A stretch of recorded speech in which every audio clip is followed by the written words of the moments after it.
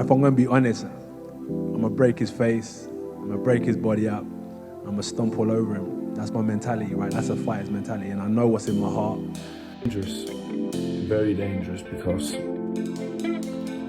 Anthony Joshua hits him on the chin, he will put him to sleep. Utter madness that he would run the risk of absolutely jeopardizing his life, because he's not a big heavyweight, he's a small heavyweight. He's 5 inches smaller than Joshua. This is a real fight. It should be over in 90 seconds because Anthony Joshua is a legit gold medalist, big, super heavyweight, crazy athlete, awesome power, and Jake Paul just isn't on that level in any way. And he's not in any. They say he's delusional. I've got to break that delusion and bring him down to a reality check. Make him have a reality. Yes, it's a highly dangerous fight for Jake Paul. I don't know what he's doing, unless they have done some sort of caveat or some sort of agreement. When Jake Paul and Anthony Joshua stood face to face for the first time, something felt different. Paul had to crane his neck up just to make eye contact with the massive former heavyweight champion towering over him.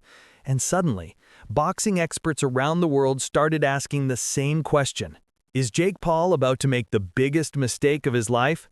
Difference. As I am with you, there is a danger in this fight. The odds are Joshua's 1 to 12. Obviously, Jake Paul is 6 to 1. Yeah, to win this fight in a 2-horse race, in which this is a guy who lost to Tommy Fury, Tyson Fury's brother, in an 8-round fight. Who, for me, I wrote that it would damage his legacy a week ago. It will damage his legacy for several reasons. If the Deontay Wilder fight never emerges, which it looks like it isn't, I've been calling for that fight for ages. If those two got in a ring together, it's still a massive fight. It's a dangerous fight to sanction, in my view. It sets the wrong precedent. It is 10-ounce gloves, it is a boxing match, it's not an exhibition. This isn't a 58-year-old Mike Tyson. This is one of the most dangerous finishers in the world, who is probably 5 levels above Jake Paul and a weight division above him. I think it's irresponsible to let those two in a ring together in a proper boxing match. That's my view. It doesn't damage his bank balance, but if he earns $70 million US. The fight is set for December 19th in Miami, and it's going to be shown live on Netflix. 8 rounds, 10-ounce gloves, and it counts as a real professional fight on both their records. But here's what has everyone worried. Joshua is 6'6" and walks around at 245 pounds. Paul is 6'1" and plans to weigh around 220 pounds. That's a 25-pound difference and 5 inches in height. Joshua has 25 knockouts and 28 wins. Paul has fought retired fighters and MMA guys. This is completely different. Barry McGuigan, a respected boxing trainer, didn't hold back his concerns. He called this fight utter madness and said Paul is jeopardizing his life. McGuigan explained that Joshua is one of the most dangerous finishers in the world, and Paul has never faced anything like this power before. Utter madness that he would run the risk of absolutely jeopardizing his life, because he's not a big heavyweight, he's a small heavyweight. He's 5 inches smaller than Joshua. Dave Allen said if Anthony Joshua hits him on the chin, he will put him to sleep. Those weren't words meant to hype the fight. They were genuine warnings about what could happen in that ring. McGuigan brought up Francis Ngannou as a perfect example. Ngannou is a massive, athletic fighter who went 12 full rounds with Tyson Fury and made it competitive. Everyone thought Ngannou was tough enough to handle any heavyweight. Then Joshua fought him and absolutely obliterated him in less than 2 rounds. McGuigan's point was clear. If Joshua can destroy someone like Ngannou that quickly, what happens when Paul steps in there? The really scary part is what McGuigan said about brain injuries. He warned that if Joshua hits Paul properly and knocks him out, there's a real risk of serious medical problems. He specifically mentioned subdural hematomas, which are brain bleeds that can be life-threatening. McGuigan asked, where does that leave boxing if something terrible happens? He thinks this fight is irresponsible to even allow because the size and skill gap is just too big. McGuigan even wondered if there might be some secret agreement where Joshua goes easy on Paul. He said, It's hard not to believe that they've got some sort of caveat, some sort of agreement whereby... Because otherwise it doesn't make sense why Paul would take this risk. Most heavyweights use 12-ounce gloves for extra protection, but this fight uses 10-ounce gloves, which means harder punches land cleaner. Another boxing expert shared similar concerns. He looked at the betting odds and saw Joshua as a 1-2 favorite, while Paul is 6-1 underdog. He pointed out that Paul lost to Tommy Fury, who is Tyson Fury's younger brother, and nowhere near Joshua's level. If Paul couldn't beat Tommy, how does he survive against a former world champion? He called this fight dangerous to sanction and said it sets the wrong precedent for boxing. He believes Joshua is probably 5 levels above Jake Paul in terms of skill. The interesting thing is, these experts aren't just worried about Paul losing. They're worried about him getting seriously hurt. Davis mentioned this isn't like when Paul fought 58-year-old Mike Tyson in what was basically an exhibition. Joshua is an active, elite heavyweight who just fought for a world title a few months ago. This is the real deal. Dave Allen, a former heavyweight boxer, looked at Paul's entire boxing record and pointed out something important. Paul has built his career fighting people in controlled situations where everyone made money and walked away safely. He fought retired MMA fighters, older boxers past their prime, and people much smaller than him. Allen said Paul fought welterweights, middleweights way past their best, but called it an entertainment game, which is fine. But Joshua is completely different. He's not playing along for a paycheck. He's a professional heavyweight with real knockout power. Allen warned that even sparring with heavyweights doesn't prepare you for a real fight. In sparring, people pull their punches and look out for each other. In a real fight, the punches come without warning, without pulling back, and with full commitment. Allen said this is real heavyweight warfare, not a promotion-friendly crossover event. The danger isn't just getting knocked out. It's the force of heavyweight punches that Paul's body has never absorbed before. But here's where it gets really interesting. Some experts think Joshua is actually in more danger than Paul. Not physical danger, but damage to his reputation. He can't look slow or hesitant. He needs to knock Paul out quickly and cleanly.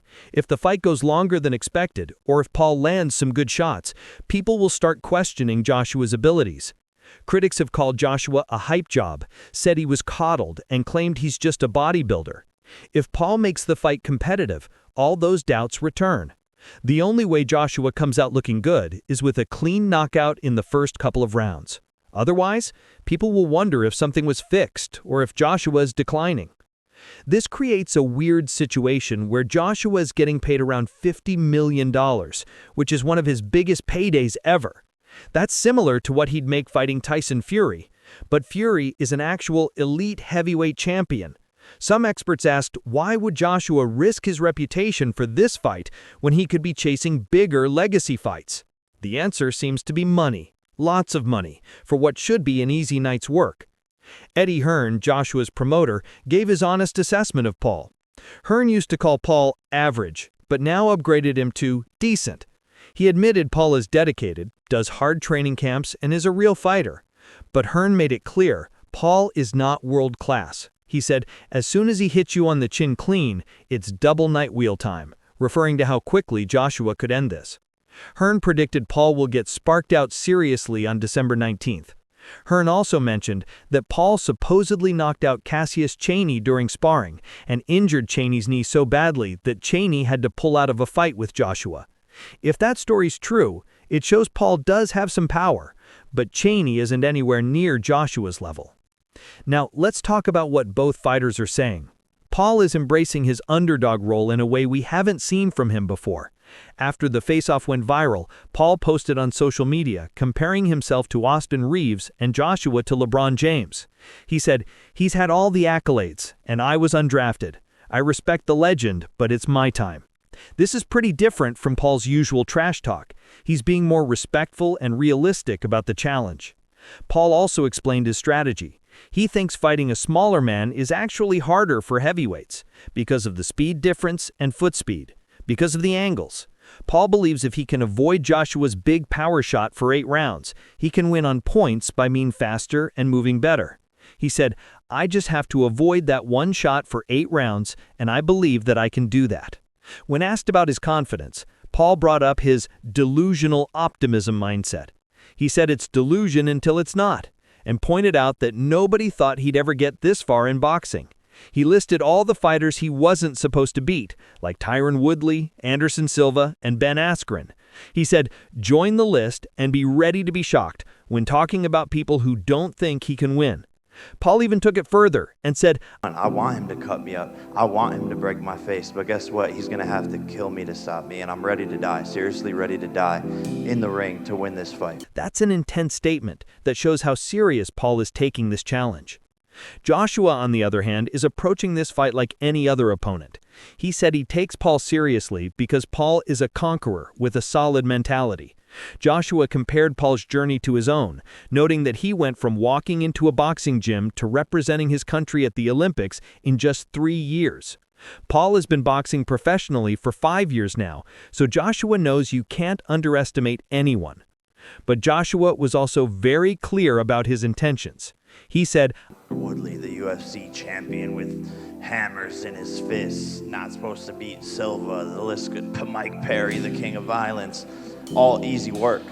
I know this is much more challenging, but I know what I'm capable of in the gym, and I know that my team knows what I'm capable of and entrusting in them, and this is going to be fun. He explained he's not just fighting Paul physically, but mentally too. He said, They say it's delusional.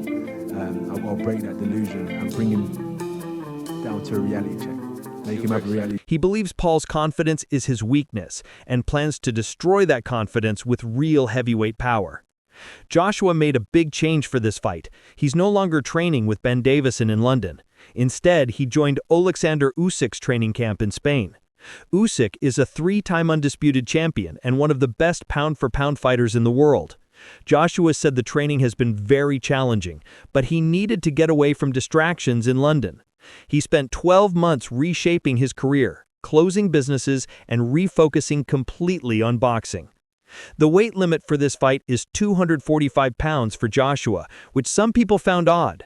Paul was cutting weight to fight at 195 pounds for Gervonta Davis, but now he's bulking up to around 220 pounds. That's a 25-pound swing in just a couple of months. Some fans wondered if the 245-pound limit was negotiated to help Paul, but both fighters said it doesn't matter. Joshua has weighed over 250 pounds in recent fights, so 245 is actually lighter for him. When analysts analyzed Paul's weaknesses, they pointed to his chin. Paul called Joshua definitely a bit chinny, meaning he can be hurt with good shots. Joshua's been dropped and knocked out before by Andy Ruiz, Alexander Usyk, and Daniel Dubois. Paul thinks that's his opportunity. If he can land clean shots and avoid Joshua's power, maybe he has a chance. But Joshua isn't worried about those past losses. He explained that every time he's been knocked down in his career, he's come back stronger. After losing to Ruiz, he won the rematch and unified the division again. That resilience is what Joshua believes will carry him through this fight and beyond. The undercard for this event is actually stacked with real championship fights. Alicia Baumgardner defends her undisputed super featherweight title, and there are several other world title fights happening. The most interesting addition is Anderson Silva versus Tyron Woodley. Both are UFC legends, and Woodley hasn't boxed since Paul knocked him out twice back in 2021. Silva was supposed to fight Chris Weidman, but Weidman got injured, so Woodley stepped in. December 19th is going to be huge. Netflix is streaming everything live, which means a massive global audience will be watching. Some experts predict this could be the second most watched boxing match in history after Paul's fight with Mike Tyson. Whether you think this fight should happen or not, millions of people are going to tune in to see what happens when YouTube fame meets heavyweight championship pedigree. What's your prediction? Will Joshua end this in seconds, or can Paul pull off the impossible? Drop your thoughts in the comments, and don't forget to subscribe for more boxing breakdowns.